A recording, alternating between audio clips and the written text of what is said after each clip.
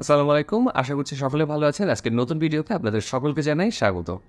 ১২ থেকে ১৩,০০০ টাকার মধ্যে এই ফোনটা Redmi 13C আমাদের হাতে এসেছে বেশ কিছুদিন ধরে। আমি প্রায় ১ মাস ধরে ব্যবহার করছি এই ফোনটা। এই ফোনটা বাজেট সেকশনে বেশ ভালো কিছু ফিচার অফার করছে। তো ভাবলাম আজকের ভিডিওতে আপনাদের সাথে এই ফোনটার ইউজার এক্সপেরিয়েন্স শেয়ার করা যাক। তো চলুন শুরু করা যাক আজকের ভিডিও।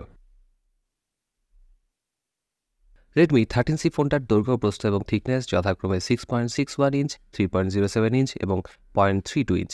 ফোনটার ওয়েট 192 গ্রাম এবং ওয়েট ডিস্ট্রিবিউশন ভালো, যার কারণে বেশ বড় সাইজ হলেও ফোনটা এক হাতে ধরতে সমস্যা হয় না। কিন্তু যাদের হাত ছোট তাদের কাছে ফোনটা এক হাতে ধরতে কিছুটা সমস্যা হলেও হতে পারে। ফোনটির বিল্ড কোয়ালিটি বেশ ভালো এবং পলিকার্বনেট দিয়ে তৈরি, রেয়ারে ম্যাট ফিনিশ টেক্সচার আছে। ফোনটিতে সাইড মাউন্টেড ফিঙ্গারপ্রিন্ট সেন্সর আছে। পাওয়ার বাটনের পজিশন ঠিকঠাক, যার কারণে রিচ করতে সমস্যা হয় না।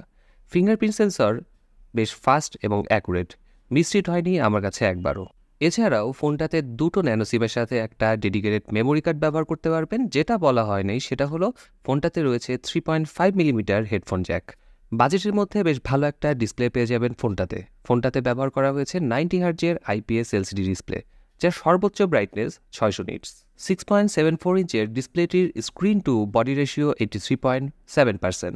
সব থেকে ভালো ব্যাপার হলো ডিসপ্লেটিতে কর্নিং গরিলা গ্লাসের প্রোটেকশন আছে। ডিসপ্লেটির রেজুলেশন 720x1600 পিক্সেলস।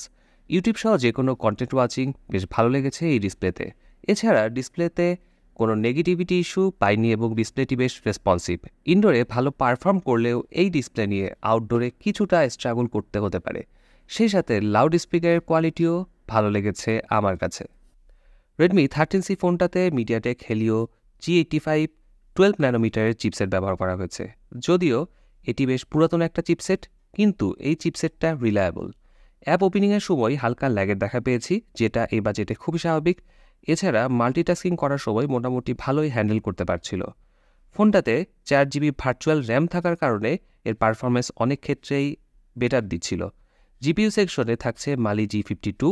বেশ কিছু গেম ট্রাই করেছি। পাবজি এর ক্ষেত্রে ফ্রেম ড্রপের দেখা পেয়েছি, কিন্তু কাজ চালিয়ে নেবার মতো।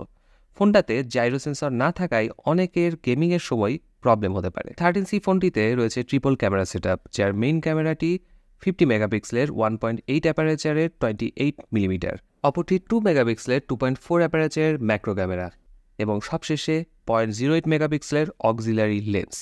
ফোনটির রেয়ার ক্যামেরা দিয়ে সর্বোচ্চ 30 এফপিএসে 1080 পিক্সেলে ভিডিও করা যায়। পিকচার কোয়ালিটি বেশ ভালো বাজেট হিসেবে। লো লাইটে ছবিগুলো কিছুটা ডিটেলস হারায়। আর সেলফি ক্যামেরাতে 8 মেগাপিক্সেলের 2.0 অ্যাপারেচারের একটি সিঙ্গেল ক্যামেরা আছে, যেটার ছবির কোয়ালিটিও ভালো। আমার মনে হয় ওয়াটার ড্রপ নচ না দিয়ে পাঞ্চ-হোল ক্যামেরা ব্যবহার করা যেত এই বাজেটের মধ্যেই। ফোনটিতে 5000 মিলিঅ্যাম্পিয়ারের বিশাল ব্যাটারি ব্যাকআপ পাওয়া যাবে। আরামে 2 দিন ব্যাকআপ পেয়েছি ফোনটি থেকে। যদিও ফোনটি 18 ওয়াটের ফাস্ট চার্জিং সাপোর্ট করে, কিন্তু বক্সের ভেতরে রেগুলার একটা চার্জার প্রোভাইড করা আছে। বাজারে ফোনটি midnight black, navy blue, glacier white এবং ক্লোভার গ্রিন এই 4টি কালারে অ্যাভেলেবেল আছে। 3টি ভেরিয়েন্ট পাওয়া যাবে রেডমি 13C এর।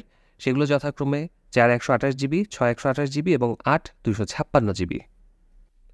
এই বাজেটের মধ্যে বাজারের যে কোনো ফোনের সাথে কম্পেয়ার করলে এই ফোনটি অবশ্যই উপরের দিকে থাকবে। ডিসপ্লে, কল কোয়ালিটি, ক্যামেরা এবং সবশেষে ব্যাটারি ব্যাকআপ সবকিছুই ডে টু ডে লাইফে ভালো সাপোর্ট দিতে ক্যাপেবল। আজকের ভিডিও কেমন লাগলো তা জানাতে পারেন কমেন্ট সেকশনে। এই ফোনটি নিয়ে আর কোনো রকম কোয়েশ্চেন থাকলে জানাতে পারেন, আমি উত্তর দেওয়ার চেষ্টা করব। আজ এ পর্যন্তই, আবার দেখা হবে নতুন কোনো ভিডিওতে। ততদিন পর্যন্ত সকলে সুস্থ থাকুন, ভালো থাকুন। আল্লাহ হাফেজ।